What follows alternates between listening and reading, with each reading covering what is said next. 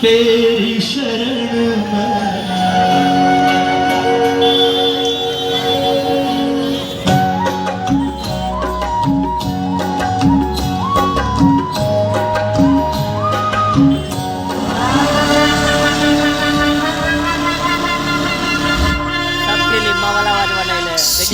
अस्त होता है, किंतु इसका अर्थ ये नहीं कि सूर्य उदय नहीं होगा।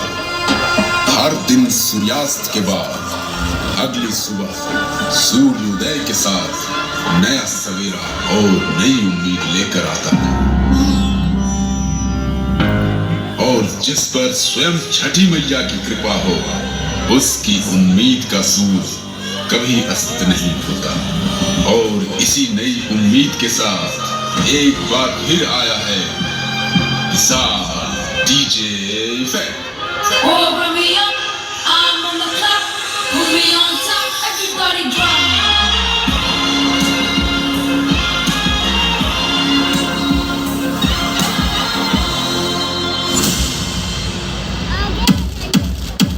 कलयुग एक ऐसा युग जहां कुछ भी असंभव नहीं। कलयुग में कौन सर्वशक्तिशाली और सर्वशक्तिमान है, इसकी कल्पना भी नहीं की जा सकती। चाहे वो देवी, देवता या दानव ही क्यों न हो। कलयुग के एक ऐसी ही काल्पनिक कथा लेकर आए हैं।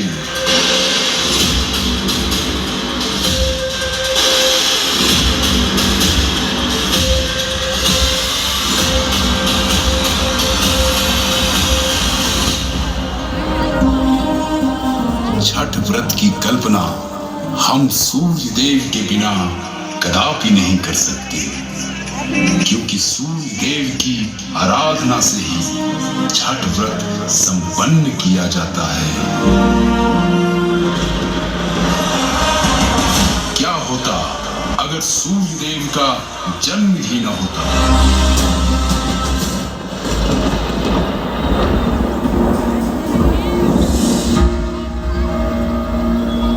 श्री विष्णु पुराण के अनुसार श्री हरि की इच्छा से उनकी नाभि से अत्यंत मोहित एक कमल खिला था। इस मनमोहक कमल में पराग कणों के रूप में श्री ब्रह्मा अवतरित हुए। तत्पश्चात श्री ब्रह्मा के पुत्र मारीची हुए। मारीची से कश्यप ऋषि का जन्म हुआ और महर्षि कश्यप ऋषि का विवाह प्रजापति दक्ष की कन्या दिति और अदिति से हुआ। और देवी अदिति के गर्भ से एक अत्यंत तेजस्वी पुत्र का जन्म हुआ, जिन्हें आदित्य नाम दिया गया, जिन्हें हम सूर्य देव के रूप में पूजते हैं। सूर्य भगवान का जन्म किससे हुआ? वही कह रहे सुना।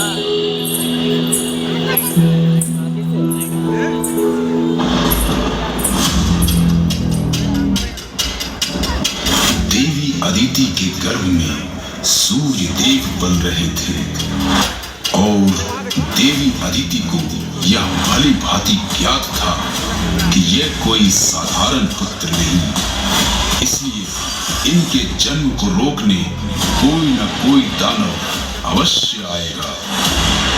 इसलिए देवी अदिति ने गर्भावस्था में ही छठी मैया की आराधना की।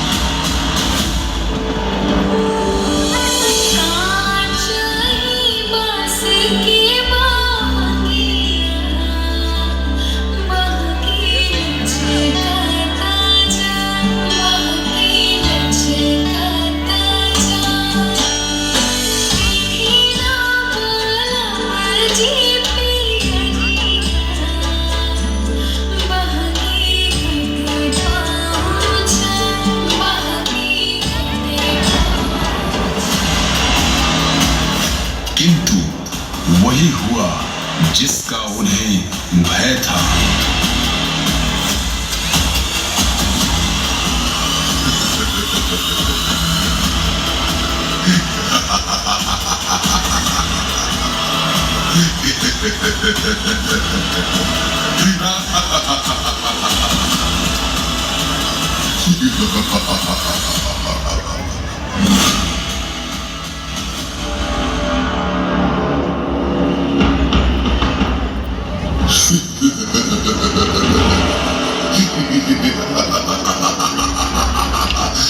कलयुग में अगर कोई सर्वशक्तिशाली है वो मैं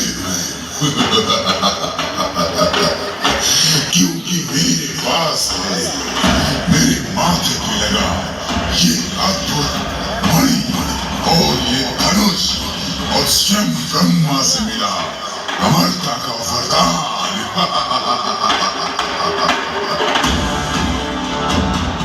मुझे भली भांति याद है कि देवी अदिति के गर्भ में पल रहा कोई साधारण बात नहीं, इसमें इतना तेज है कि ये पूरे ब्रह्मांड को प्रकाश में कर सर्वशक्तिशाली कहलाएगा, और जो इतने शक्तिशाली और तेजस्वी पुत्र को जन्म देगी वो देवी अदिति भी उससे कहीं अधिक शक्तिशाली है।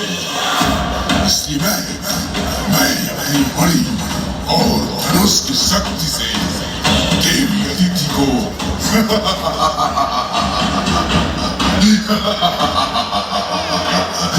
देवी अदिति को ही समाप्त कर दूंगा।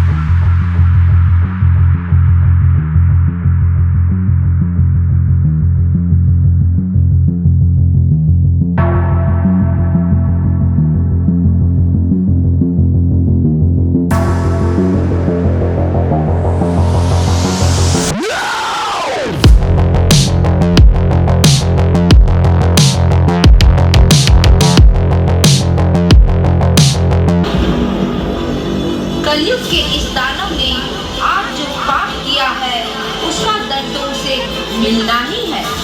इसलिए मैं अपनी अपार शक्तियों का प्रयोग कर तुमसे तुम्हारी मणि और शक्ति दोनों छीन रही हूँ। नहीं प्रभु, क्षमा क्षमा करें प्रभु, नहीं प्रभु, मुझे क्षमा करें प्रभु।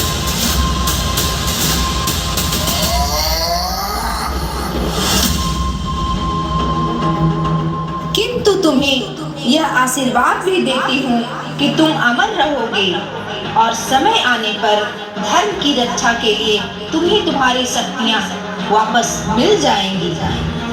तथास्तु। तत्पश्चात देवी अदिति के गर्भ से प्रचंड तेज प्रज्वलित हुआ और इस प्रकार सूर्य देव का जन्म हुआ जो पूरे ब्रह्मांड को अपने तेज से प्रकाश में कर सर्वशक्तिशाली होने का परिचय दिया।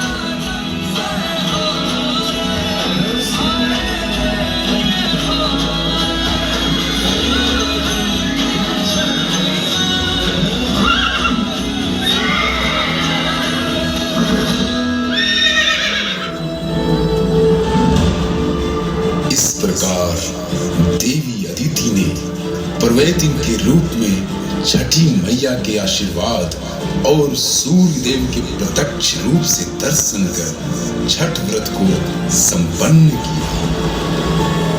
शीतली बेरिया शीतल दूजे पनिया कब देव देवता तो आके दर्शनी जोड़े जोड़े सुपावा आदित्य देव घटवा पे दिवाई चढ़ावे हो।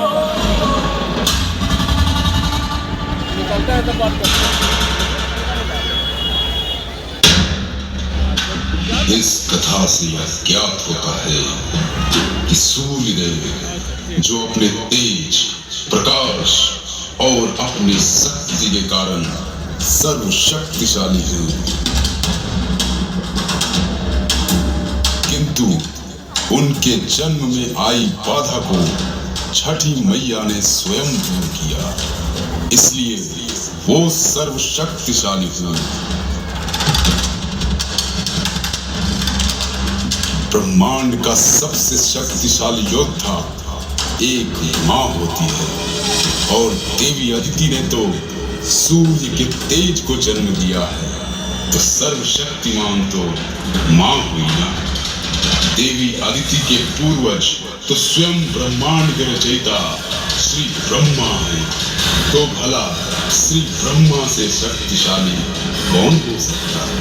और हमें ज्ञात है कि श्री ब्रह्मा की उत्पत्ति श्री हरि के नाभि से उत्पन्न कर कमलों द्वारा हुई है, इसलिए सर्वोपरि, सर्वशक्तिमान, सर्वशक्तिशाली एकमात्र वही है श्री हरि, श्री नारायण, श्री विष्णु, जिनके पावन चरण इस गया धाम की धरती पर हैं। और हम सब गयावासी श्री विष्णु और गया धाम नगरी को सत सत नमन करते हैं।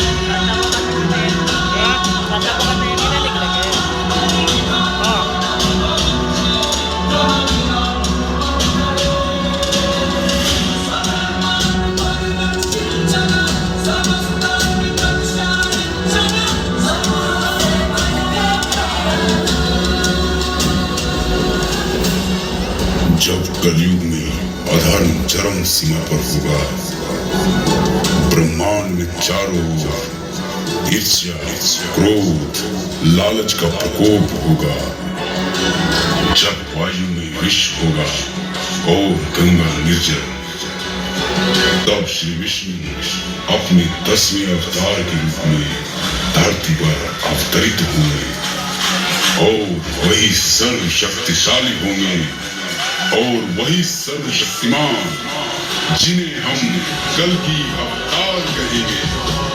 कल की अवतार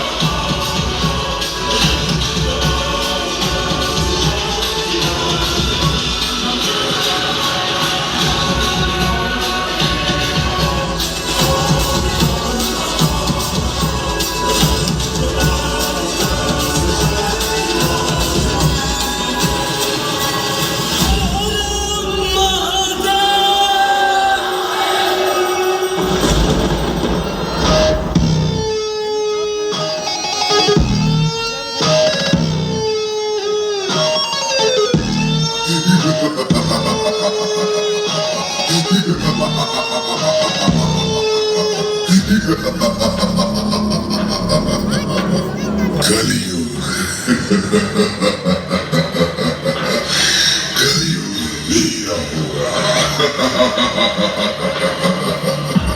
यहाँ कोई मणि, कोई अमरता का वरदान, कोई सूर्य का तेज और ना ही कोई छठ व्रत। कलयुग में किसी चीज का कोई महत्व नहीं।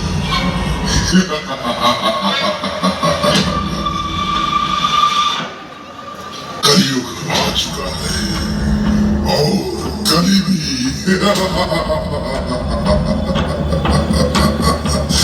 मुझे रोकने के लिए 7 चिरंजीवियों के साथ साथ स्वयं विष्णु का अवतार।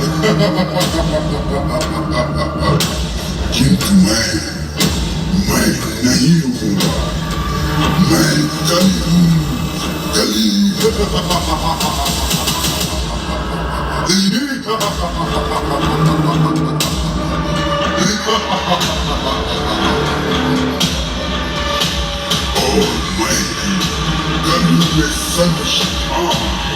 सर्वशक्तिशाली कलियुग में सिर्फ और सिर्फ कली।